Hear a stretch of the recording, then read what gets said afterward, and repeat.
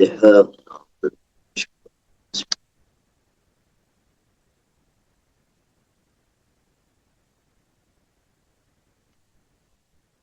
وإلى مشايخنا ومشايخهم وأساتذتنا وأساتذة من لدن رسول الله صلى الله عليه وسلم جميع الأولياء والعلماء والشهداء والعلماء والصالح بشر وشرفهم الشافعية وزير الله.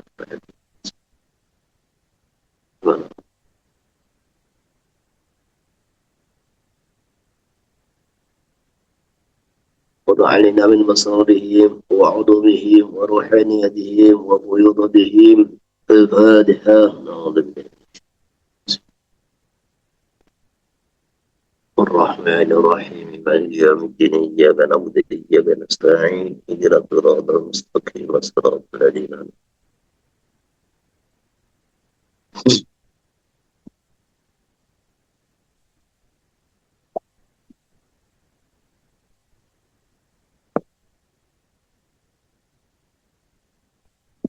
بسم الله الرحمن الرحيم. نحمده ونصلي ونسلم على رسول الكريم. سبحانك لا علم لنا إلا ما علمتنا إنك أنت العليم الحكيم. بسم الله الرحمن الرحيم. فصل في خيار النقيصة. Khiyar sebab adanya kekurangan. Sebabnya itu ada 3, yaitu adanya cacat pada barang yang dijual, yang umumnya cacat itu nggak ada pada mabi'. Jadi naqisah itu sebabnya nomor 1 adanya cacat. Yang cacat itu bisa mengurangi harga atau mengurangi zatnya atau sifatnya, yang umumnya cacat itu tidak ada pada mabi'. Yang kedua, sebab adanya persyaratan di dalam akad. Saya jual kepada kamu, syaratnya kambing ini umur 2 tahun. Syaratnya budak ini bisa menulis. Syaratnya budak ini masih gadis. Nah, gitu. Syaratnya, jadi ada persyaratan-persyaratan yang sifat, maksudnya sifat yang yuksod. Satu sifat yang memang diperhitungkan, disyaratkan di dalam mabi', kemudian tidak dipenuhi oleh penjual. Yang ketiga, karena ada penipuan. Jadi penipuan yang disengaja oleh penjual, contohnya menjual motor ternyata mesinnya diganti, nah, kan gitu kan. Taghrir fi'li. Jadi jual buah ternyata itu yang bagus-bagus diletakkan di luar, yang jelek-jelek diletakkan di dalam, itu namanya taghrir fi'li. Itu semua membolehkan pembeli untuk mengembalikan mabi' kepada penjual. Maksudnya itu mengembalikan secara paksa tanpa harus ada persetujuan dari pihak penjual. Jadi ini mengembalikan secara paksa, seumpama permasalahan dibawa ke mahkamah, maka pembeli tetap yang dimenangkan. Jadi ini tidak perlu ada persetujuan dari penjual. Beda dengan iqalah. Iqalah ini orang mengembalikan barang yang dibeli tanpa ada cacat. Nah, tanpa ada cacat, tanpa ada persyaratan. Nah itu nanti harus ada persetujuan dari penjual. Tanpa ada persetujuan nggak bisa. Jadi ini dipahami betul. Dipahami betul. Ketika ada khiyar syarat, mustari bisa mengembalikan secara paksa. Ketika ada khiyar aib, mustari bisa mengembalikan secara paksa tanpa harus ada persetujuan dari pihak penjual. Seandainya masalah dibawa ke pengadilan, mustari yang akan dimenangkan. Adapun ketika tidak ada khiyar majelis, tidak ada khiyar syarat, tidak ada khiyar aib, maka pengembalian itu namanya iqalah, harus ada kesepakatan dari kedua belah pihak. Bismillahirrahmanirrahim. Lil mustari al-khiyaru bi huduri aibin qadimin. Jadi mustari boleh khiyar antara melanjutkan atau membatalkan akad bi huduri aibin qadimin, sebab munculnya aib yang sudah ada sebelum serah terima. Jadi qadim ini artinya, qadim itu artinya sesuatu yang sudah ada sebelum barang diterima oleh pembeli. Kalau cacat itu sudah ada, adanya selepas diterima oleh pembeli, namanya aibun hadits. Contohnya begini ya, kita beli kitab,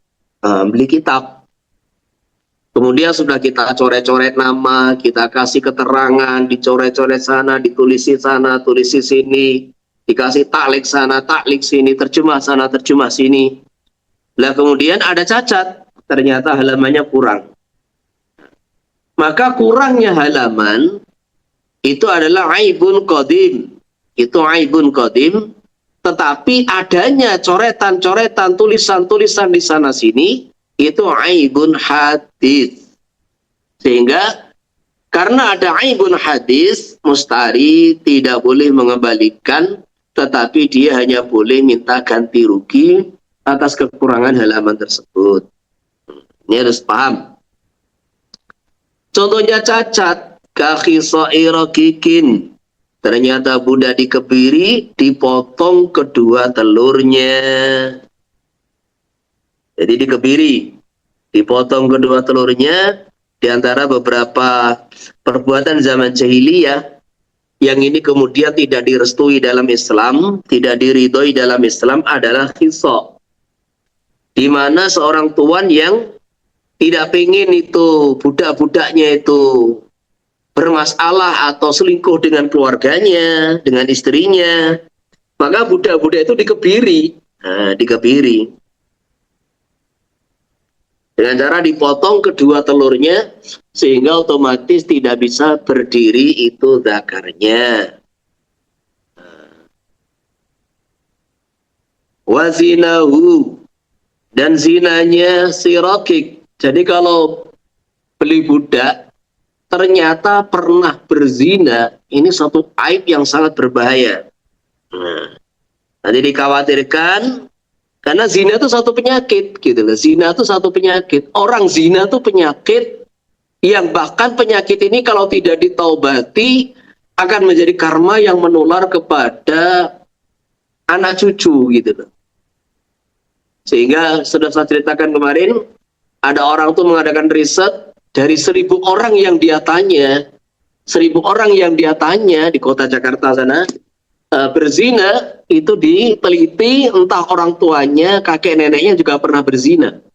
Nah, maka disitulah baginda Nabi SAW menasihati itu pemuda kan, pemuda yang, ya Rasulullah izinkan saya berzina. Maka Nabi gak marah, Nabi bertanya ulang, kalau ada orang berzina dengan istri kamu gimana? Oh, nggak bisa, nggak terima. Berzina dengan ibu kamu? Oh, nggak terima. Berzina dengan anak kamu? Nggak terima. Berzina dengan saudara kamu? Oh, saya nggak ridho. Nah, begitulah. Orang lain juga nggak terima kalau kamu menzinai istrinya, orang tuanya, anaknya, saudaranya, kan gitu. Jadi, zina itu satu penyakit. Kayak mencuri itu ya satu penyakit. Nah, penyakit itu kalau tidak betul-betul diobati, tidak betul-betul ditaubati, itu akan berulang. Istilahnya bahasa kita ini kecanduan. Nah, ada orang, kita ini punya kawan, haji, ketika haji 40 hari, Masya Allah. Ini pokoknya, Masya Allah, ini saya 40 hari di Mekah ini gak berani merokok di tanah suci. Saya gak berani merokok di tanah suci, gak berani merokok di tanah Madinah. Insya Allah saya pulang ke rumah ini, pulang ke rumah ini akan taubat, gak merokok lagi. Nah, betul, pulang gak merokok. Maka ketika ketemu kawan-kawannya, ya akhirnya yang rokok lagi, gitu loh. Jadi ketemu kawan-kawan itu merokok lagi begitu. Maka ini namanya kriminal seperti kriminal. Jadi kriminal, perbuatan kriminal, entah pencurian, entah itu berzina. Ini kalau tidak ditaubati, taubatan nasuhah, ini akan berulang. Bahasa kita, orang bisa kecanduan. Maka membeli budak, ternyata dia ini berzina, pernah berzina walaupun sekali, wasariqati, pernah mencuri, nanti disuruh jaga rumah, habis itu barangnya. Mencuri ini juga penyakit, maka hukumnya dipotong tangan. Dipotong tangan. Maka di kitab, kalau tidak salah saya pernah baca kitab di Irsyadul Ibad, saya pernah ngaji itu. Dulu ada cerita orang tuh mencuri dipotong tangan kanannya. Mencuri lagi, potong kakinya. Mencuri lagi, potong tangan kirinya. Mencuri lagi, potong tangan kaki kanannya. Mencuri lagi. Jadi mencuri pakai apa? Mencuri pakai mulut. Nggak punya tangan, nggak punya kaki, masih mencuri. Mencuri pakai mulut. Nah, coba. Jadi penyakit mencuri itu jangan diremehkan. Mencuri itu satu penyakit yang itu aib. Aib. Ada orang tuh mamanya tuh pernah ya gitu lah, mamanya itu punya menikah dengan seseorang, itu aja. Menikah dengan seseorang. Kemudian istrinya baunya naudzubillah, tahu-tahu mencuri barang di pasar, mencuri punya tetangganya. Ini kan juga memalukan gitu loh, sangat memalukan. Jadi membeli budak ternyata mencuri, itu juga suatu hal yang dianggap aib sehingga pembeli boleh mengembalikan. Ibak biasa kabur. Jadi ibak ini biasa kabur. Wabaul fil firas, ngompol. Babakharihi wasinanihi.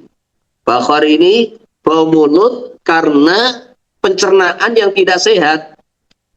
Jadi ada orang tuh bau mulut karena dia tidak gosok gigi. Nah, itu namanya kesalahan dia tidak menjaga kesehatan. Bau mulut karena tidak gosok gigi, bau mulut karena bangun tidur, ini hal yang sangat wajar. Itu bukan aib di dalam budak. Lah bakhar itu bukan itu, bukan bau mulut karena tidak gosok gigi, bukan bau mulut karena bangun tidur, bukan bau mulut karena habis makan jengkol, bukan makan bawang, bukan. Ini bau mulut ya kayak bawaan biasanya karena apa? Karena pencernaan yang sudah tidak sehat. Jadi ada ususnya, ada pencernaannya itu yang kotor banget. Nah itu kotor banget sehingga itu akan mempengaruhi bau mulut. Ada juga bau mulut karena gigi yang lubang. Lah itu juga bisa diobati gitu loh, bisa diobati. Jadi bisa diobati dengan cara ya ditabal giginya. Jadi itu gigi yang berlubang itu ditabal giginya, nanti hilang tuh bau mulut. Dan sebetulnya itu bau mulut karena pencernaan yang kotor itu kalau zaman sekarang ya, ini zaman dulu kan dianggap bakhor begitu, dianggap bakhor satu kelainan gitu, bawaan sejak lahir, padahal bukan. Jadi itu bisa diobati yaitu dengan cara membersihkan pencernaan, membersihkan usus dengan pengobatan herbal. Nah, ketika orang itu dicuci itu ususnya, ketika orang itu lancar BAB-nya, insya Allah bakhor itu lama-kelamaan akan hilang. Wasinan itu bau keringat, bau ketiak yang ya istilahnya itu bawaan. Bukan karena orang itu selesai kerja, bukan karena orang itu nggak mandi, bukan. Ini ada kelainan di mana orang itu bau ketiaknya, bau keringatnya itu berlebihan begitu. Wajimahi dabati wa'addiha. Jadi jimah itu sulit diatur. Jadi orang beli Beli kendaraan itu kan supaya dikendarai, entah kuda, entah unta, entah keledai. Nah, itu ternyata sulit diatur, sulit dikendalikan, atau bahkan suka gigit. Nah, suka gigit ini juga aib. Termasuk ada cerita yaitu namimah, Masya Allah itu. Namimah, budak seneng ngadu domba. Jadi adu-adu. Ada orang di kitab Surah itu diceritakan ada orang beli budak.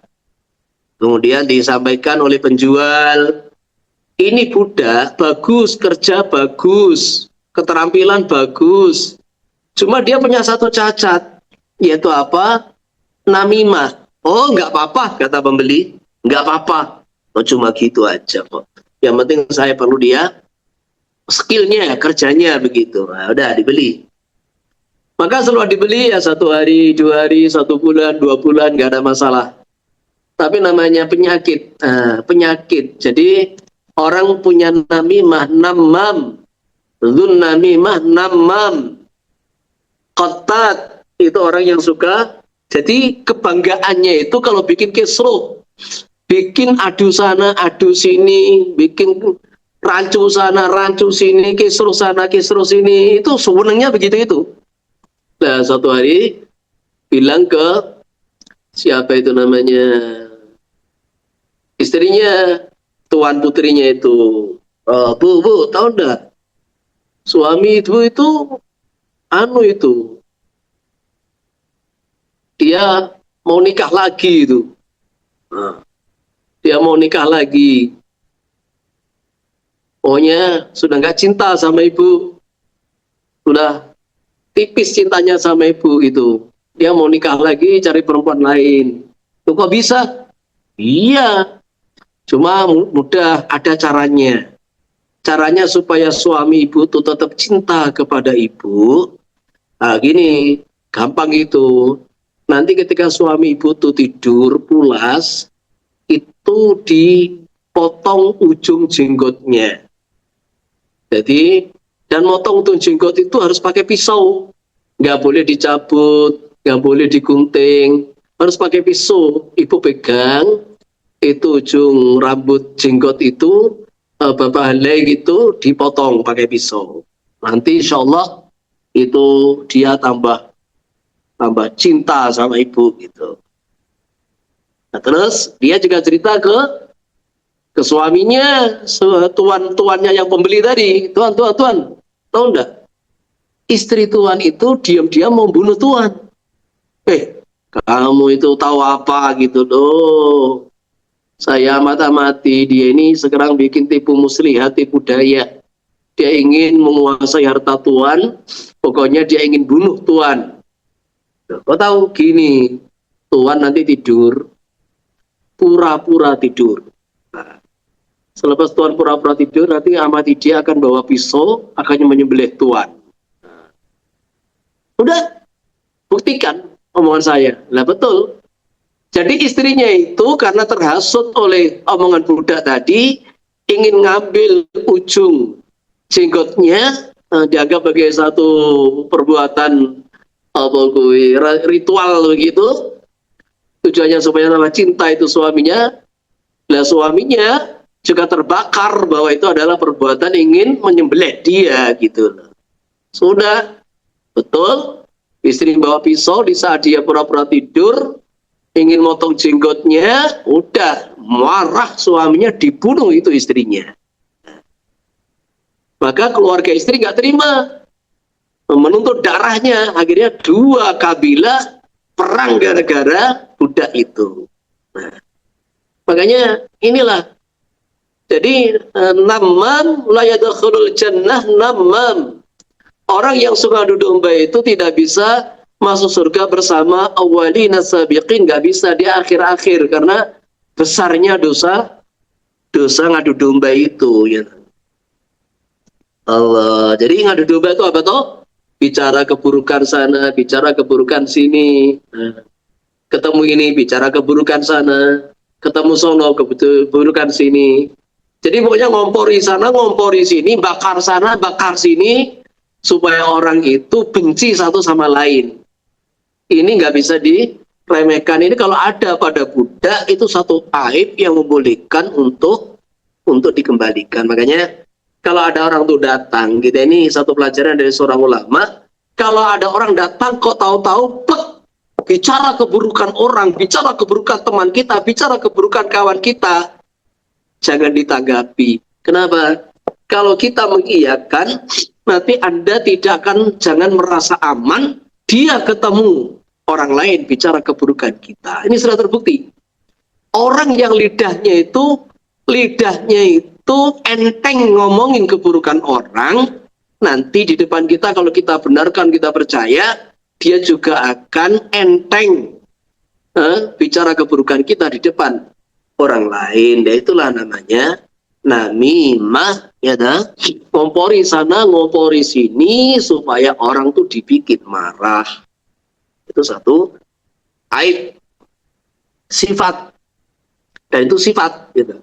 Kalau nggak taubat ya sulit, gitu lah. Wa kullu ma yanqusul aina awil qimah.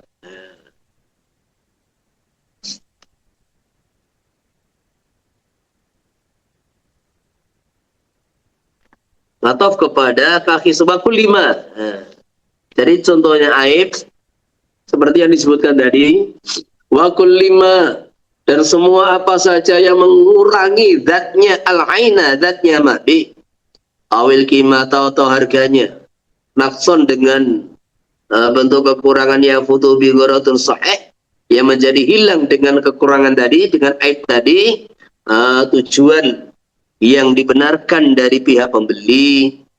Idza ghalaba bi jisil mabi'i afu adamuhu, ketika umumnya pada jenis mabi seperti itu, kamu tidak ada aib tersebut, sawaun korona ada, baik aib itu sudah ada sebab sejak akad, am hadasa qabla al-qabd, atau baru ada selepas akad dan sebelum serah terima. Itu namanya aib qadim. Jadi kita beli kitab, ternyata halamannya terbalik, halamannya kurang. Kita beli baju, ternyata sudah sobek. Kita beli motor, beli mobil, surat-suratnya bermasalah. Karena hurufnya orang sekarang, beli motor, beli mobil itu ada BPKB-nya. Jadi BPKB itu bukti bahwa ini milik saya, bukti kepemilikan. Orang punya tanah itu ya kalau nggak ada petoknya, ya kalau nggak ada sertifikat minimal petok, tanda, bukti kepemilikan gitu loh. Makanya ada orang tuh beli tanah, ternyata bermasalah, tumpang tindih. Orang beli motor, surat-suratnya bermasalah. Orang beli motor, nah itu termasuk aib yang membolehkan untuk mengembalikan mati. Termasuk di Batul Mu'in itu orang beli rumah ternyata angker. Jadi ada orang itu sengaja beli rumah angker, nggak apa-apa. Kenapa? Biasanya dijual murah. Dijual murah itu rumah-rumah angker itu. Lah ada orang tuh nggak tahu kalau rumahnya angker, sehingga malam diganggu, siang diganggu. Ya kalau dia ini santri yang punya amalan kuat kan gitu kan, insya Allah bisa bertahan, itu bisa dipindah gitu, pengganggu-pengganggunya itu bisa dipindah. Tetapi orang-orang yang tidak kuat amalannya, ya gak nyaman.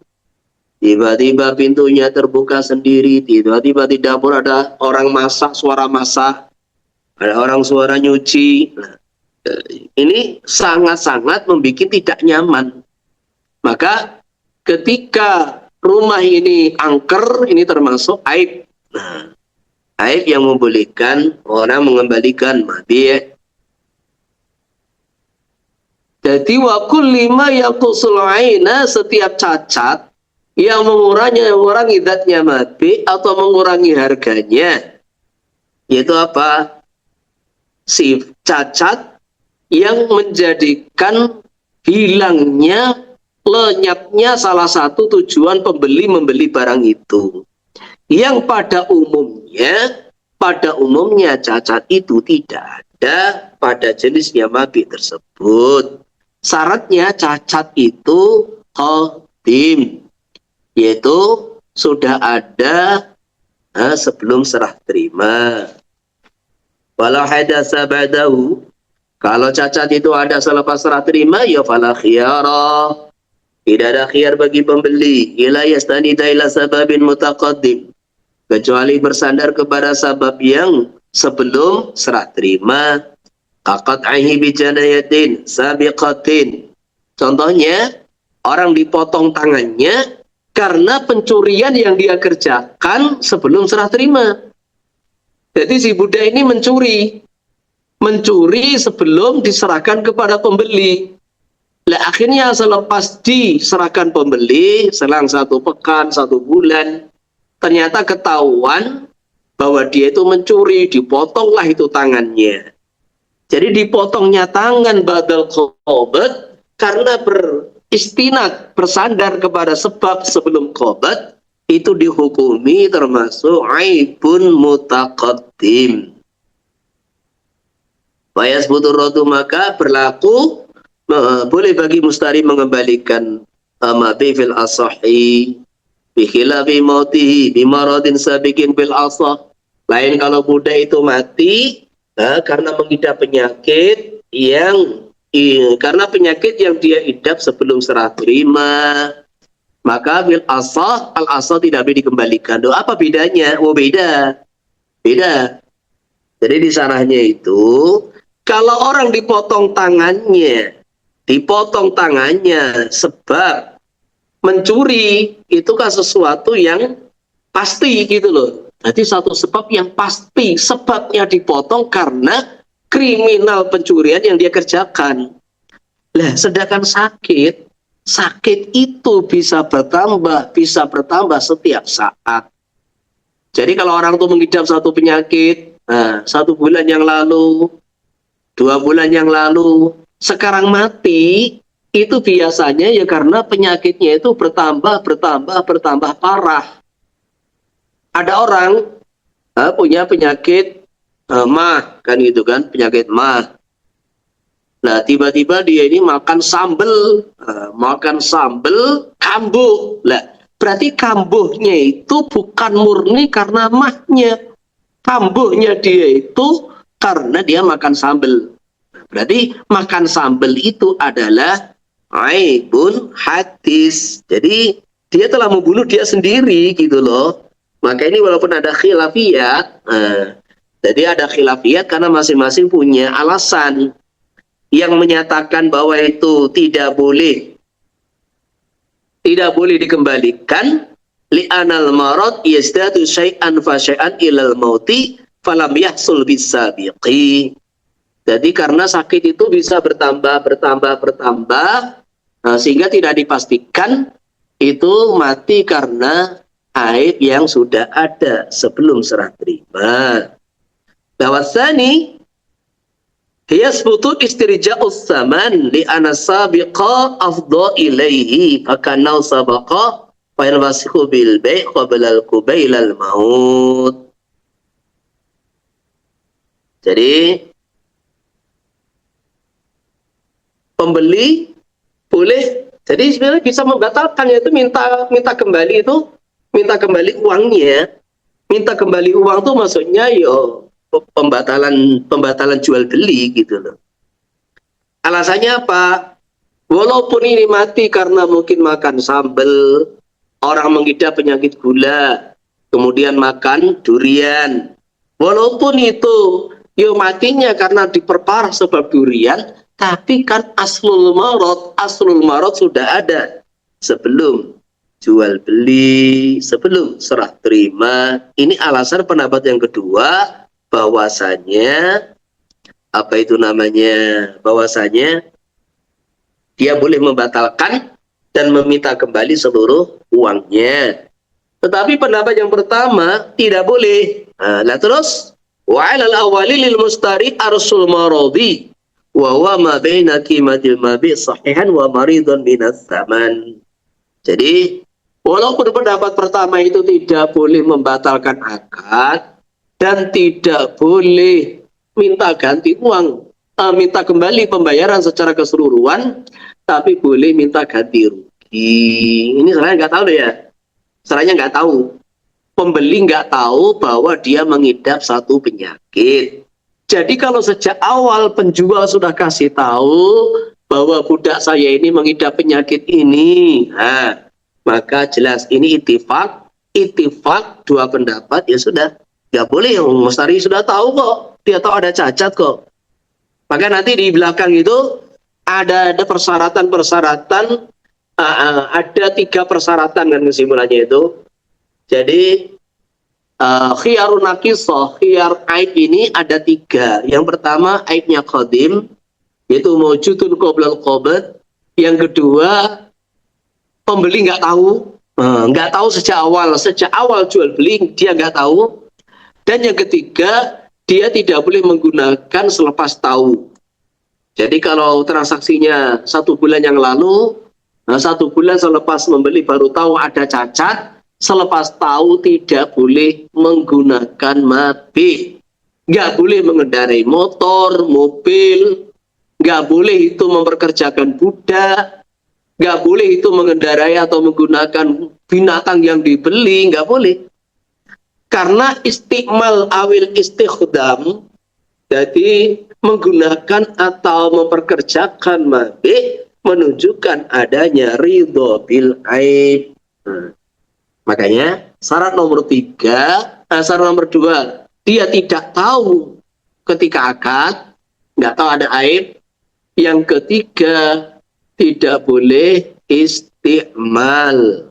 Ada 4 ya, Yang pertama tadi aib qadim, yang kedua itu nggak tahu, yang ketiga tidak menggunakan, ya benar, tidak menggunakan selepas tahu ada cacat. Yang keempat faur.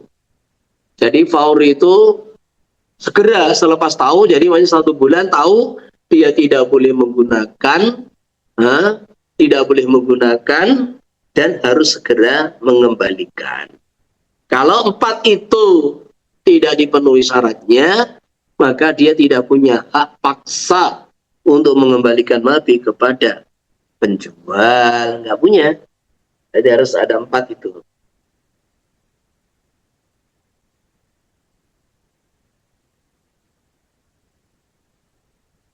Bi khilafi mauti bi maradin sabiqin fil asahi. Walau kutila biritatin sabiqatan minal ba'i. Kalau dibunuh sapa budak sebab murtad yang sabiqah mendahului serah terima, maka penjual wajib menggantinya. Walau babi syarti barati minal uyub. Nah ini furuk ini. Jadi di antara jual beli yang berlaku sejak zaman jahiliyah dan juga direstui dalam Islam, yaitu jual beli dengan syarat ini tidak ada cacat. Ini saya jual kepada kamu, syaratnya nggak ada cacat memang. Atau memang jadi penjual mensyaratkan ini saya jual kepada kamu, syaratnya apa? Saya bebas dari cacat, bukan nggak ada cacat, keliru. Saya jual kepada kamu dengan syarat saya bebas dari tanggung jawab cacat. Saya jual kepada kamu dengan syarat nanti kalau ada cacat tidak boleh dikembalikan. Maka ada 2 pembahasan. Yang pertama, bagaimana hukum jual beli semacam ini. Yang kedua, kalau ada cacat betul, pembeli boleh atau tidak mengembalikan. Nah, ini bahasa ini sudah saya jelaskan di kitab Tashil juz 3, itu bisa dibuka bab ini. Karena apa? Karena terkadang orang itu ketika bahas masail ini, dia hanya fokus kepada konsekuensi syarat ini. Konsekuensi syarat itu apa? Kalau ada catat boleh tidak mengembalikan? Nah, gitu dong. Padahal itu ada 2 poin pembahasan. Yang pertama, al-bai' bi syartil bara'ah minal uyub, jual beli dengan syarat penjual lepas dari tanggung jawab kalau ditemukan ada cacat. Dengan syarat kalau ternyata ditemukan cacat, maka penjual tidak boleh dituntut. Ini hukumnya sah atau tidak? Jawabnya sah. Sah. Terus kalau ternyata ada cacat betul, lah, maka hukumnya bagaimana? Nanti ditafsir.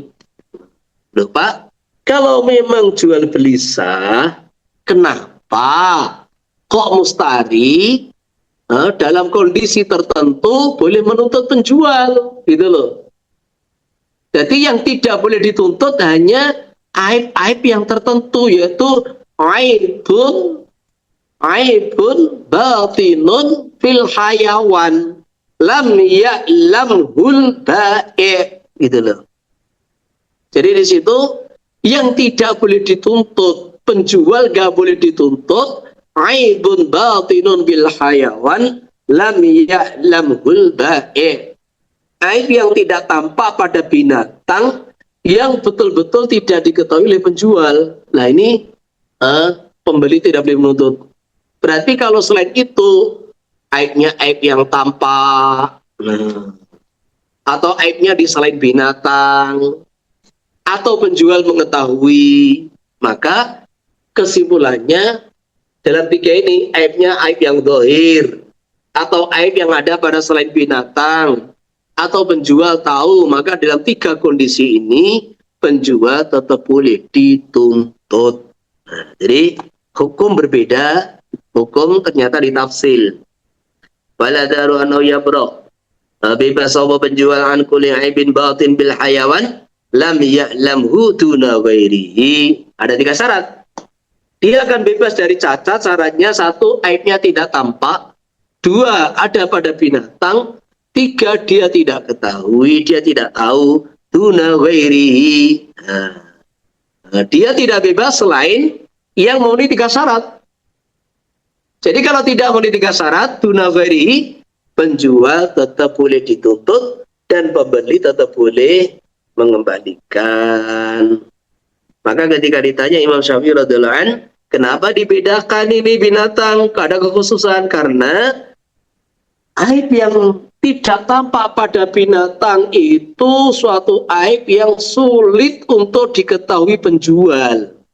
Nah, sehingga persyaratan seperti ini penjual dimakfu. Kalau dia nggak tahu dimakfu, dia nggak tahu dimakfu. Karena binatang itu biasanya dia ini kondisi sakit tidak sakit itu ya kayak sehat. Jadi kalau aibnya beda, kalau aibnya itu tampak ya, dia ini ternyata mengidap penyakit gatal, kemudian akhirnya nggak mau makan, atau tahu-tahu kakinya busuk, nggak mau makan, itu kan aib yang tampak, gitu loh. Aib yang tampak. Lah aib yang batin itu penyakit dalam, yang dimaksud penyakit dalam. Karena binatang tuh kalau cuma sakitnya itu sakit bagian dalamnya, jadi dia ini makan yo, kata Imam Syafi'i, dia makan seperti binatang sehat. Nah disitulah akhirnya penjual itu sulit mengetahui aib yang tidak tampak, yaitu penyakit-penyakit dalam yang ada pada binatang. Nah, kenapa dia ini memberikan syarat untuk meyakinkan kepada pembeli bahwa betul-betul yang saya jual ini tidak ada cacatnya, gitu loh. Jadi ada orang tuh syaratul baro'ah. Syaratul baro'ah itu maksudnya bukan mau sumpah serapah supaya cepat laku, bukan itu. Dia hanya ingin meyakinkan kepada pembeli bahwa saya betul-betul tidak melihat ada cacat pada mabi ini. Jadi saya betul-betul tidak tahu ada cacat pada mabi ini. Makanya kalau ternyata ada cacat yang sifatnya itu di bagian dalam tubuhnya binatang, yang penjual memang sejak awal nggak tahu, maka penjual dimaafkan sehingga pembeli tidak boleh mengembalikan. Makanya kan sering kan dalam penyembelihan sapi kurban itu ternyata diketahui hatinya tuh hancur. Sapi itu sehat, gemuk, dagingnya ya sehat, tetapi hatinya tuh busuk. Hatinya busuk, hatinya hancur, hatinya ternyata penuh dengan ulat. Nggak tahu tuh penyakit apa gitu loh. Jadi ada sapi itu sehat, dagingnya yo sehat, yo gemuk, makan yo normal, ketika disembelih ternyata hatinya busuk. Nggak tahu ini apa hatinya busuk memang atau gimana. Nah itu di luar kemampuan penjual. Nah, itu kurbannya sah apa enggak? Ini kalau muktamad sah. Jadi ketika apa itu orang kurban ternyata itu hatinya itu busuk, nggak bisa dimakan, ini ya tetap sah gitu loh, karena ya itu sesuatu yang di luar kemampuan gitu. Walau ma'ada asa syarti ar-radu bi'aibin hadatsa qabla al-qabd. Walahu ma'ala.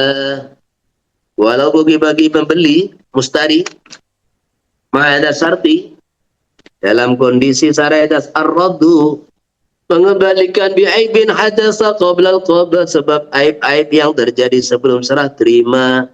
Nah ini masih ada aib qadim gitu. Walau syaratul bara'ata amma yadusu lam yasihha. Kalau penjual menyaratkan bebas tanggung jawab dari aib yang terjadi, ya?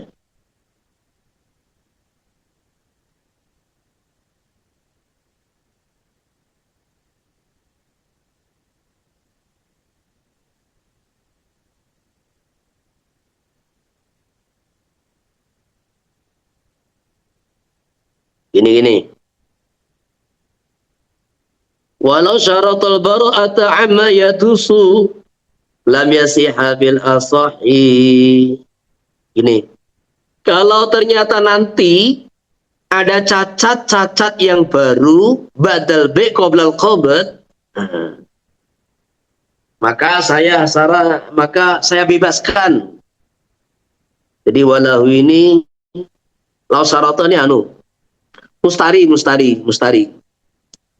Jadi mustari bilang pada penjual, nanti kalau ternyata ada cacat terjadi badal bi qoblal qabd, kamu saya bebaskan. Yang semestinya mustari itu punya hak mengembalikan. Kemudian dia memberikan syarat, kalau ternyata nanti ada cacat badal bi qoblal qabd, kamu saya bebaskan. Maka ini tidak sah. Karena menjamin sesuatu yang belum pasti. Walau halakal mabi'i dal mustari. Kalau mabi mati di tempatnya mustari atau mustari sudah memerdekakan budak. Suma alimal aiba. Kemudian dia meyakini ada cacat pada mabi atau budak. Raja'a bil arsh. Maka boleh minta kembali ganti rugi. Arsh. Apa itu arsh? Wa wajusun min thamanihi. Adalah sebagian daripada harganya mabi. Nisbatu mana qasal aibu minal kima. Yang perbandingan juz'un ilai kepada saman.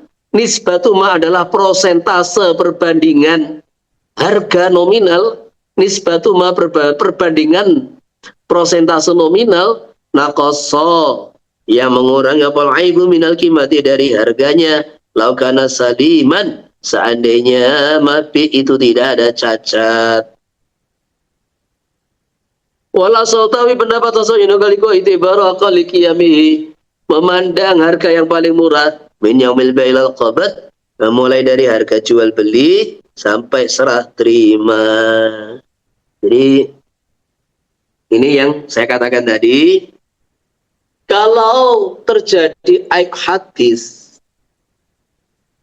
ternyata mabinya mati. Jadi budaknya mati, binatangnya mati, kambingnya mati, sapinya mati. Selepas mati, entah mati disembelih atau mati sendiri, gitu loh. Ternyata ada cacat pada mabi. Nah ini mustari nggak bisa mengembalikan. Kenapa? Ada aibun hadis, yaitu namanya kematian. Nah terus, apa hanya mustari? Minta aras. Apa itu aras? Yaitu selisih harga, selisih juz'un minas saman, yaitu selisih harga, selisih perbandingan harga antara dua kondisi. Berapa harga mabi ketika dia tidak ada cacat, dan berapa harga mabi di saat dia ini punya cacat. Umpamanya begini, ini harga umumnya ketika tidak ada cacat 1 juta. Selepas ada cacat ini, kambing ini punya cacat ini, maka harganya tinggal 800. Berarti perbandingan antara 800 dengan 1 juta itu 4:5 kan gitu kan. Maka kurangnya berapa? Kurangnya 200. Berarti kurangnya mana qasal aibu minal kimah, mana qasa al aibu minal kimah laukana saliman. Selisih harga itu adalah 200. 200 banding 1 juta itu 1/5. Nah ini loh. Jadi nisbatuhu ila saman nisbatu mana qasal aibu minal kimah laukana saliman. Jadi dihitung ini harga umumnya berapa, dan itu harga itu adalah aqallu qiyamihi. Seandainya terjadi naik turun kayak telur ini, pernah naik, tahu turun. Lombok kemarin harganya 100.000, sekarang tinggal 40.000, namanya begitu. Pernah 150.000, turun 100, sekarang turun menjadi 40.000 lah. Jadi harga naik turun. Nah gitu. Nah kambing juga begitu, naik turun. Nah maka di sini beda dengan bab gosop. Kalau bab gosop itu a'lal qimah, gitu. A'lal qimah. Jadi aksarul qimah, qimah yang paling tinggi. Orang tuh kalau gosop kemudian rusak dan itu tidak ada, bukan barang misliat, bukan barang misliat, barang mutakawim, maka suruh ganti harga yang tertinggi mulai gosop sampai itu talaf itu. Nah di sini beda, ini babnya bab akad, bab jual beli, tidak ada unsur ta'addi, tidak ada unsur kesalahan yang disengaja, tidak ada unsur pelanggaran syariat, itu nggak ada. Makanya kalau ternyata itu ada aibun hadis barangnya mati, sekarang gini, ini harga normal saling berapa? 1 juta. Kalau harga cacat berapa? 800.000. Selisihnya berapa? 200.000. Berarti gara-gara cacat berkurang 200.000. Lah 200.000 itu dibanding harga 1 juta adalah 1/5. Maka juz'un min samanihi nisbatu ilaihi nisbatu manaqas itu berapa? Yaitu 1/5 daripada saman muayyan. Nah kenapa harus hitung seperti itu? Karena tidak semua orang jual beli itu ikut harga umum. Ada orang tuh menjual saman muayyannya itu dimahalkan. Ada orang tuh menjual saman muayyannya itu dimurahkan karena teman, karena tetangga, karena kawan. Jadi makanya dihitung dulu awalan, yaitu harga umumnya berapa ketika normal, terus ketika cacat berapa, terus sekurangnya itu berapa. Nah mana koso itu dibandingkan dengan harga normal, yaitu 200 dibanding 1 juta 1/5. Maka yang dimaksud arus adalah 1/5 dari zaman muayyan. Ya. Pembeli tidak bisa mengembalikan si kambing karena sudah mati. Pembeli juga tidak bisa mengembalikan budak karena sudah mati. Tapi dia boleh minta arus ganti rugi, yaitu seperti yang saya uraikan tadi. Atau ternyata atakohu, dimerdekakan. Budak kalau sudah dimerdekakan, merdeka nggak bisa dikembalikan. Maka boleh menuntut arus aib. Walau talifas tamanudunal mabi. Kalau ternyata saman yang diterima penjual sudah lenyap, sudah digunakan, mabinya tidak rusak. Kalau tadi kan talifal mabi, sekarang bagaimana kalau talifas saman? Ya raddahu wa akhadha misla saman au qimatahu. Pembeli tetap mengembalikan mabi yang cacat dan dia boleh mengambil mislu saman, nominal yang sama, tidak harus yang dibayarkan oleh pembeli. Au qimah atau qimahnya saman. Kalau itu terkadang orang jual beli kan barter, tidak selamanya itu pakai uang. Walau alimal aiba ba'da zawali milkihi ila ghairihi. Adapun kalau dia mengetahui cacat selepas hilangnya kepemilikan mabih, pindah kepada orang lain, fala arsya bil asahi, maka dia tidak boleh minta ganti rugi, kecuali bain ada al milku, kalau barang itu balik kepada pembeli, fala hurratu, maka dia boleh mengembalikan. Jadi kalau dia sudah jual mabih kepada orang lain, tidak boleh. Kenapa? Dia tidak rugi kok. Dia tidak rugi. Dia sudah jual kepada orang lain, terkadang malah untung gitu loh. Jadi kecuali kalau si pembeli kedua mengembalikan kepada pembeli pertama, maka pembeli pertama boleh mengembalikan pada penjual. Wakilain ada bi ghairi raddi. Kalau barang itu kembali, tadi pendapat pertama itu mutlak. Entah kembali karena ada cacat dikembalikan, atau kembali sebagai hadiah atau hibah, tetap boleh mengembalikan.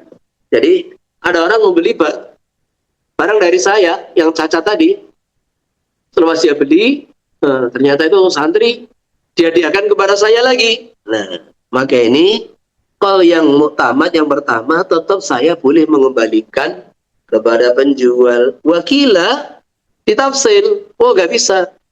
Kalau kembalinya bi ghairi raddi, bukan alasan mengembalikan sebab cacat, bi aibin, fala radda, maka pembeli pertama tidak boleh mengembalikan kepada penjual.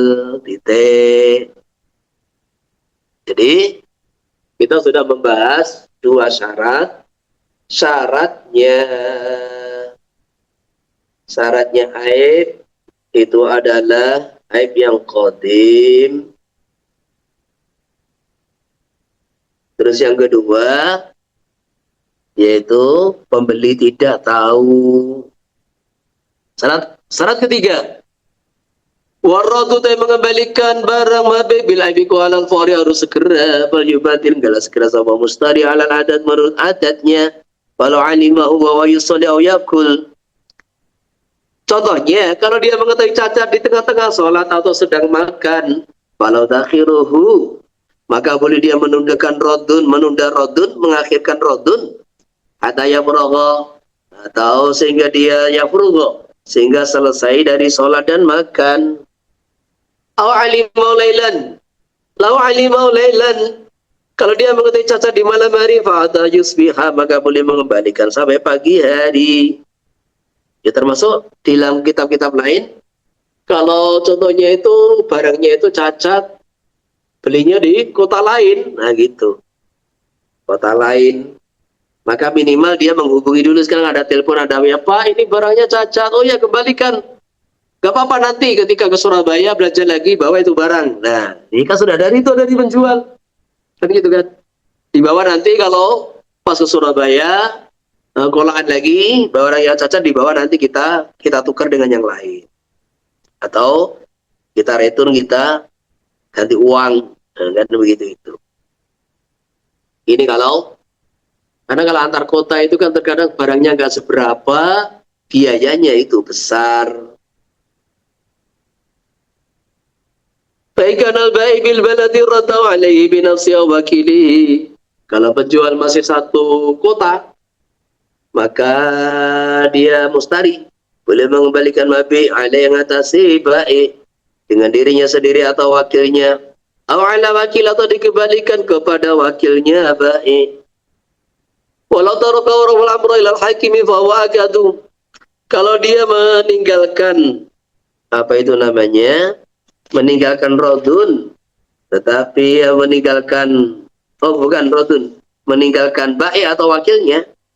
Kalau dia mengembalikan barang kepada langsung baik atau wakilnya, tetapi malah dilaporkan kepada hakim atau qadhi, maka itu lebih kuat. Jadi nggak langsung dikembalikan, lapor dulu ke qadhi supaya ada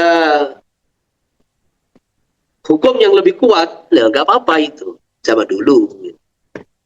Kalau sekarang itu urusan begini, mengembalikan barang, lapor polisi, lapor qadhi, entek duit kan gitu. Lawan karena kaiban, kalau penjualnya nggak ada di balad, ya rafael hakim, maka dilaporkan kepada hakim. Karena apa? Zaman dulu ya nggak bisa menghubungi. Kalau zaman sekarang itu kan bisa menghubungi, Pak ini barang cacat, ya udah bawa ke rumah, kembalikan ke rumah. Nanti uangnya saya tak transfer, selesai sudah. Zaman sekarang gitu loh, jadi menghubungi orang gaib itu kemudahan menghubungi orang gaib zaman sekarang tidak bisa dibayangkan orang-orang zaman dulu. Orang zaman dulu ketika gaib ya sudah putus, gak bisa menghubungi. Ini zaman dulu. Nah kalau zaman sekarang ini orang di Amerika, orang beda negara, dipisah oleh laut, dipisah negara ribuan kilometer, bisa menghubungi, bisa dijawab dalam saat itu juga, bisa dikembalikan uangnya saat itu juga. Zaman sekarang maka nggak perlu lapor pada hakim. Wala sanu yalzamul isyhad alal fasli. Tapi apakah wajib mempersaksikan untuk membatalkan akad? Ada khilafiyat yang diunggulkan oleh Imam Nawawi dari pendapat ashab, wajib dia mempersaksikan. Ini ketika nggak bisa menghubungi baik, dia tidak bisa menghubungi baik, wajib mencari dua saksi, mempersaksikan di depan dua saksi bahwa dia telah membatalkan akad. In amkanahu, kalau mungkin apa isyhad ing pustari hatta yuniya wilal baik, sehingga dia menyampaikan barang kepada penjual atau hakim awil hakim. Painanya zadin syati lam yazamu talawudhu bil fasqi bil asa. Kalau dia juga tidak mampu mempersaksikan di atas di depan dua saksi atas pembatalan itu akad, maka dia tidak wajib melafatkan pembatalan akad. Saya batalkan ini jual beli dengan fulan, nggak wajib, nggak ada gunanya gitu loh, nggak ada gunanya. Bil asahi, syarat nomor 4, wa yustaratu tarkul istimal badal ilmi bil aib. Jadi dia beli sebulan yang lalu, bulan ini baru tahu ada cacat, maka selepas tahu ada cacat tidak boleh menggunakan sama sekali itu barang dan harus segera dikembalikan. Caranya seperti itu. Kecuali dia mengendarai kendaraan karena dikembalikan. Karena nggak mungkin lah dia ini beli mobil cacat atau dikembalikan harus pakai towing. Beli motor cacat dikembalikan pakai kendaraan itu kan perlu biaya gitu loh. Maka mengembalikan kendaraan yang cacat, mengembalikan kuda, unta yang cacat dengan cara dikendarai, kalau memang itu bagian daripada proses mengembalikan dan umumnya seperti itu, ya nggak ada masalah. Gitu. Walau istadamal abda, atau taraka ala dabati sarjaha, atau ikafaha. Kalau sampai dia memperkerjakan budak selepas mengetahui ada cacat, atau dia membiarkan itu pelana, atau jadi pelana milik dia dibiarkan di atas kuda yang dia kita ada cacat, atau itu sandaran di atas kudanya, jadi menunjukkan dia masih mau memakai gitu loh. Jadi ketika pelananya atau sandaran atau kain dia biarkan di atas kuda, kain yang kaitan dengan fasilitas mengendarai, alat-alat mengendarai, jadi itu entah kainnya, entah pelananya, entah itu sandaran, itu bagian daripada kenyamanan dalam mengendarai hewan zaman-zaman itu. Ya batalah aku, maka batal haknya. Berarti dia ini masih menggunakan. Wa yudaru dimakan fi rukubi jamu'in, di dalam mengendarai unta yang sulit dikendalikan, ya suruh sawqa wa qauduha, yang sulit untuk dituntun. Jadi sauk itu menuntun kendaraan, yang nuntun di belakangnya. Kalau qauduha itu menggelandang, yang gelandang di bagian depan. Maka qaidul jais, ini adalah panglima sebuah tentara. Biasanya qaid itu di depan. Tetapi kalau sauk itu saik itu di belakang gitu. Maka di dalam syama'il itu di antara sifat baginda Nabi sallallahu alaihi wasallam kana yasuquhum, kana yasuqu ashabahu. Jadi baginda Nabi sallallahu alaihi wasallam itu kalau berjalan bukan di depan, aneh. Nabi itu berjalan di belakang. Sahabat-sahabatnya suruh di depan, dia jalan di belakang. Lah apa alasannya?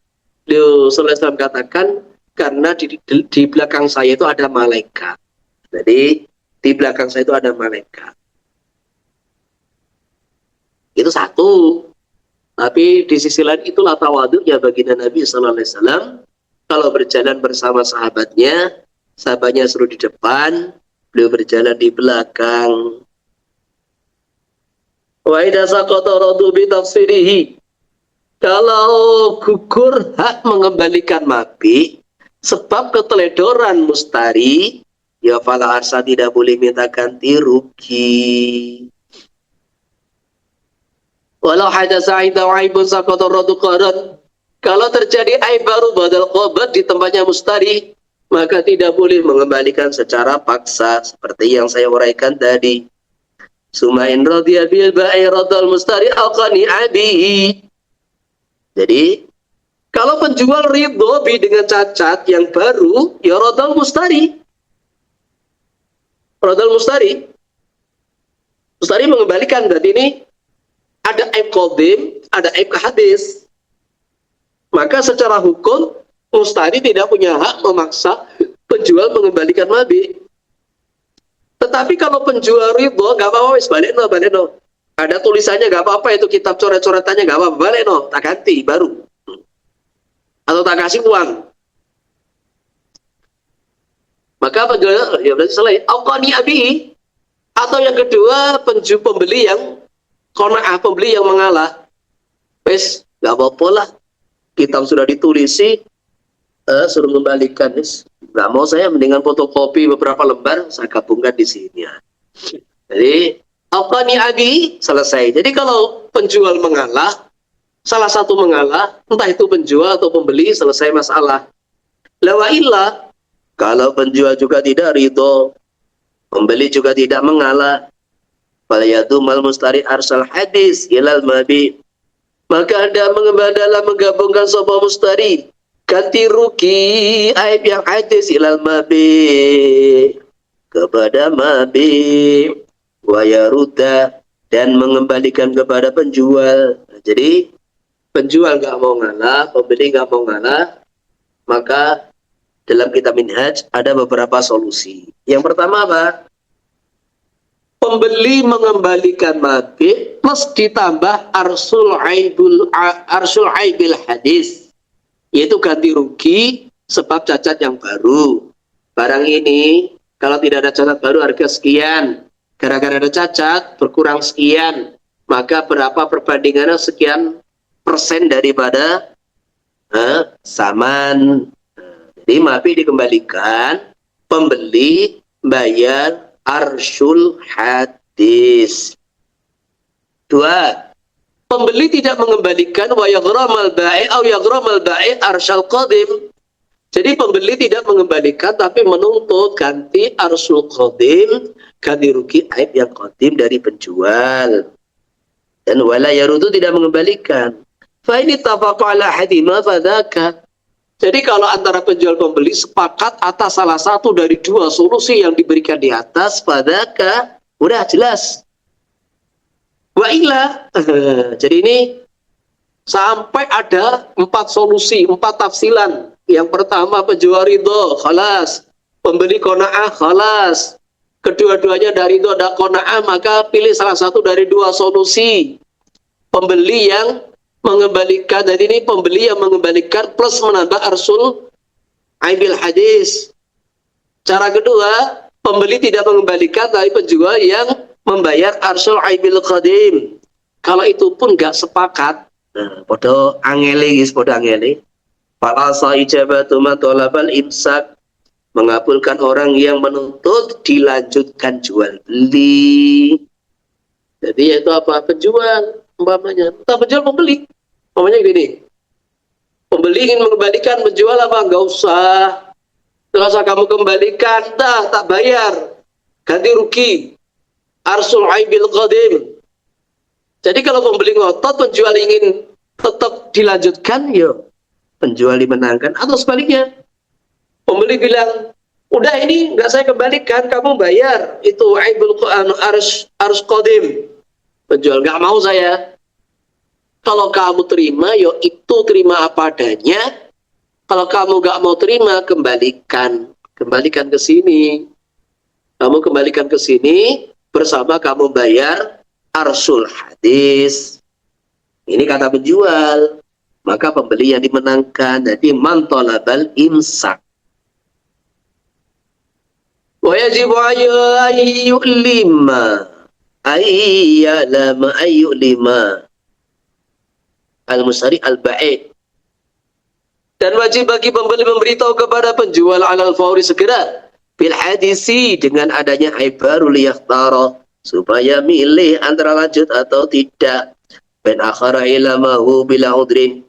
Kalau pembeli menunda pemberitahuan kepada penjual tanpa ada udzur fala radda wala arsya, maka dia tidak bisa mengembalikan barang kepada penjual dan juga tidak bisa menuntut ganti rugi. Wala hadas aib la yurabul qadimu illa bihi. Kalau timbul aib baru tetapi tanpa adanya aib baru, maka aib qadim tidak bisa diketahui. La yurabul qadim illa bihi.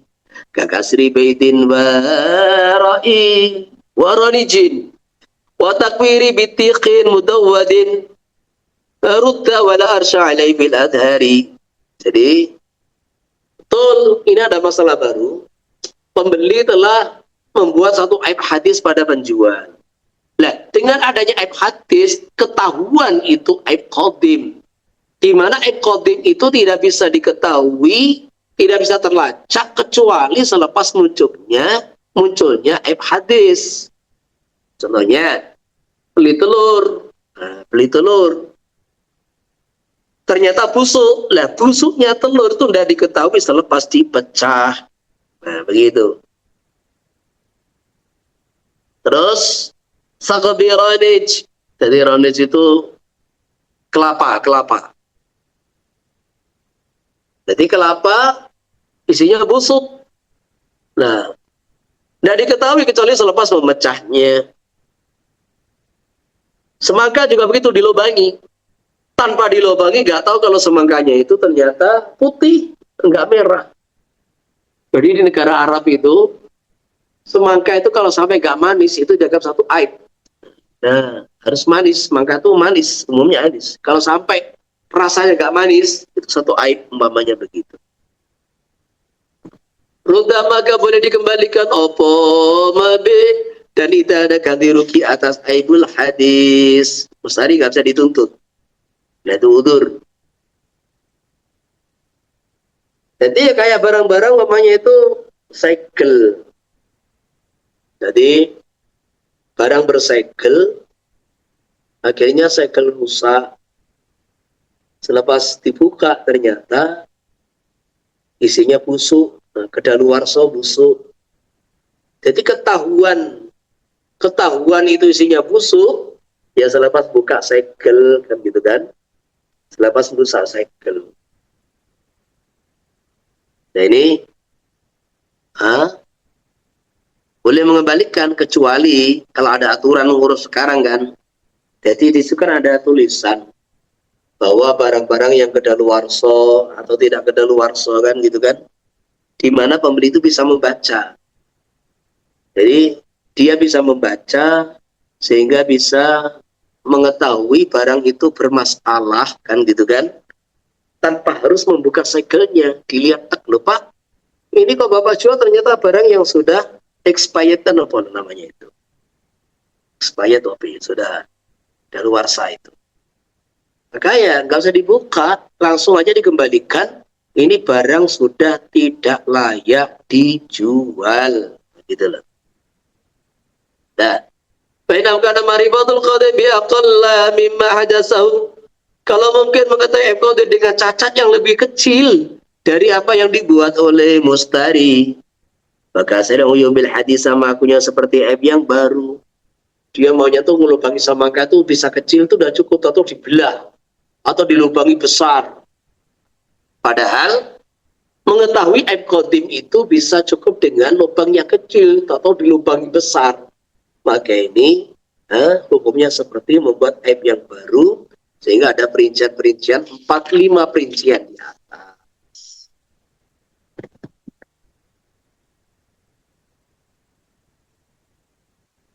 Oke, ada pertanyaan? Kalau enggak, saya lanjut ini. Tinggal 2 lembar. Ada enggak pertanyaan?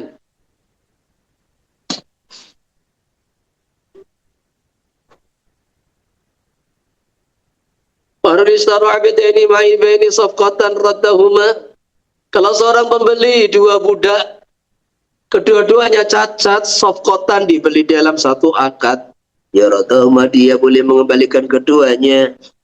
Walau dhahira aibu ahadihima, kalau ternyata muncul salah satu aib pada salah satu keduanya, ya radahuma, kalau dia balik-balikan keduanya, karena dibeli satu akad. Tidak boleh lal maiba wahdahu bil adari, tidak boleh dia mengembalikan yang cacat saja. Alasannya karena keduanya dibeli dengan satu akad. Walau istara 'abda rajulaini maiban, kalau dia membeli satu budak milik pembeli 2 orang, maiban dalam kondisi cacat, falahu radu nasibi ahadihima, maka dia boleh mengembalikan bagian salah satu dari rajulaini. Kenapa? Kemarin dibahas tata'adatu soqo bi ta'adutil akid, bahwa ketika penjualnya 2 orang, pembelinya 2 orang, akad terhitung 2 orang, maka boleh dia mengembalikan bagian salah satu saja. Walau istarayahu, kalau pembelinya 2 orang membeli satu budak cacat, fali ahadihima radu bil adhar, salah satu boleh mengembalikan, tidak harus dua-duanya. Walau ikhtalafa bi kitamil haibi au hadasihi, kalau antara penjual pembeli berselisih, ini masalah lain. Kalau berselisih antara penjual pembeli dalam kitamul aib atau hadasihi, ini aib qadim atau hadis, sutikal ba'ibi yaminihi, maka penjual dibenarkan dengan semuanya ala hasabi jawabi, sesuai jawabannya. Masalah furu' berikutnya, jadi far'un itu sebenarnya furu'unnya. Yang pertama istara abdaini, ini satu furu'. Yang kedua istara abda rajulaini ma'iban, furu' kedua. Yang ketiga walau istara yahu, furu' ketiga. Walau ikhtalafa, furu' keempat. Wasiyadah mutasilah, furu' kelima. Kalau ketika ada cacat dikembalikan pembeli, kemudian ada ziyadah-ziyadah, itu milik siapa? Maka ditafsil, ziyadah itu ada mutasilah, melekat pada mati, ada munfasilah. Ziyadah mutasilah itu seperti urus jadi gemuk, bodoh jadi pinter. Aslinya nggak bisa apa, sekarang jadi punya skill, keterampilan macam-macam. Itu namanya ziyadah mutasilah. Nah, dia musawilah itu munfasilah itu apa? Ada anaknya, ada buahnya, ada ujrohnya. Itu ziyadah munfasilah. Wa ziyadatul mutasilah kasimani tatba'ul asla. Ziyadah yang melekat pada mabi seperti gemuk, itu mengikuti mabinya. Lawal munfasilah itu ada ziyadah munfasilah kal walati wal ujroh. Anak dan ujroh kulla tamnahu radda, tidak menghalang-halangi mengembalikan. Wa yalil mustari in rudha badal khabat. Ziyadah itu miliknya pembeli kalau dikembalikan setelah pasrah terima. Wakata qabla, begitu dikembalikan sebelum serah terima bil asahi. Walau ba'aha hamilan, kalau dia menjual, nomor 6, menjual jariah dalam kondisi hamil, fanfasala, kemudian lahir opo hamil, raddahu ma'aha, maka dia wajib mengembalikan hamil bersama jariah bil adhari. Wala yamna'u ar-radda, ini salah harokatnya. Tidak menghalang-halangi ar-radda wal ikhtidamu, menggunakan mabi sebelum tahu ada cacat. Nah, ini perlu diperhatikan. Jadi membeli barang 1 bulan yang lalu, sekarang baru tahu. Maka kan pembeli telah menggunakan barang 1 bulan, untung penggunaan 1 bulan, lah kok sekarang boleh mengembalikan tanpa harus membayar ganti rugi, kan gitu kan? Maka dijawab al-kharaju bid-dhaman. Jadi al-kharaju bid-dhaman ini hadis Bukhari. Artinya apa? Asbab wurudul hadis apa? Jadi ada seorang sahabat menjual barang kepada si A. Kalau nggak salah itu budak atau apa itu. Digunakan dalam beberapa waktu. Kemudian terus si mustari mengembalikan kepada penjual. Alasannya ada cacat dan menuntut pembayaran penuh. Maka si penjual gak terima, dia mengadu kepada baginda Nabi Sallallahu Alaihi Wasallam, ya Rasulullah, ini fulan membeli budak saya atau membeli barang saya, dia pakai sekian waktu, kemudian ada cacat, dikembalikan tanpa harus bayar ganti rugi kepada saya, kan rugi saya. Maka baginda Nabi Sallallahu Alaihi Wasallam bersabda, al-kharaju bid-dhaman. Apa itu kharaj? Keuntungan yang didapat oleh pembeli selama pemakaian itu sebagai timbal balik atas doman yang dia tanggung seandainya ada kematian, kerusakan pada barang. Gitu loh. Maksudnya seperti itu. Maka sahabat yang bertanya langsung paham. Lah kita ini yang bukan orang Arab harus diuraikan dan dijelaskan. Maksudnya begini, Kang. Betul apa yang kamu katakan. Dia selama waktu ini, umpamanya 1 bulan, dia telah ada mengambil keuntungan dari manfaat barang-barang mabik yang dia gunakan. Betul kamu katakan. Tetapi seumpama mabik yang dia beli itu mati, kan gitu kan, mati, itu juga resiko dia, gitu loh. Seumpama ini mati, ini juga resiko dia, gitu loh. Yang harus ditanggung sebuah resiko yang harus ditanggung oleh pembeli. Maka disitulah dia mendapat keuntungan selama pemakaian, itu juga sebagai imbal balik seandainya dia mendapat kerugian pada mabik. Maka jadi sudah sama-sama gitulah, sama-sama. Al-kharaju bid-dhaman. Maka kamu tidak bisa menuntut dia bayar ujroh, nggak bisa. Dia mendapat keuntungan, selain itu juga dapat resiko. Nah gitulah. Maksudnya seperti itu. Maka wala yamna'u ar-radda, tidak menghalangi untuk mengembalikan mabik apalis kidamu, penggunaan mustari kepada mabik sebelum mengetahui ada cacat. Wawat usayyibi, dan mawati budak yang sudah tidak gadis. Jadi budaknya sudah diwati 1 bulan, 2 bulan, kemudian ada cacat dikembalikan, nggak boleh. Itu tidak menghalangi dia mengembalikan mabik. Lain kalau dia masih gadis, maka wajib bayar arsul bikarah gitu. Wadidatul biki badal qabdi naqsun. Jadi memecah keperawanan selepas adalah satu kekurangan hadasa yang baru. Waqoblahu, sebelum qabd, ikut jinayatun kriminal alal mabik qoblal qabd. Jadi kalau yang dibeli itu budak perawan, kemudian dikumpuli sehingga hilang itu keperawanannya, kalau itu ba'dal qabd namanya aibun hadis. Kalau qoblal qabd ini namanya kriminal. Walaupun dia sudah beli,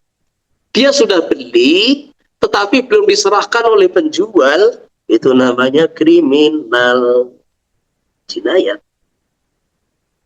Apa bedanya? Kalau badal qabd itu aibun hadis, sehingga ada 5 perincian di atas. Siapa yang mengalah, kan gitu kan? Siapa yang mengalah? Kalau ternyata dia ada cacat, penjual mengalah, nggak apa baleno, ya wis. Atau pembeli yang ngalah, ya wis, selesai.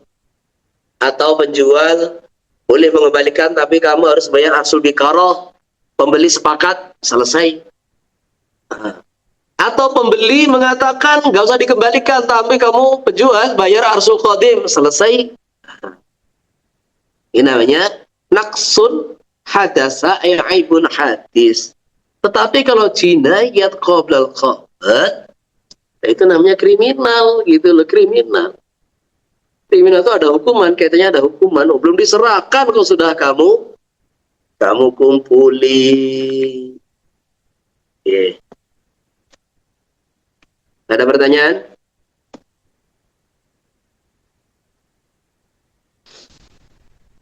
Belum ada ya sudah. Semoga manfaat dunia akhirat. Subhanallah.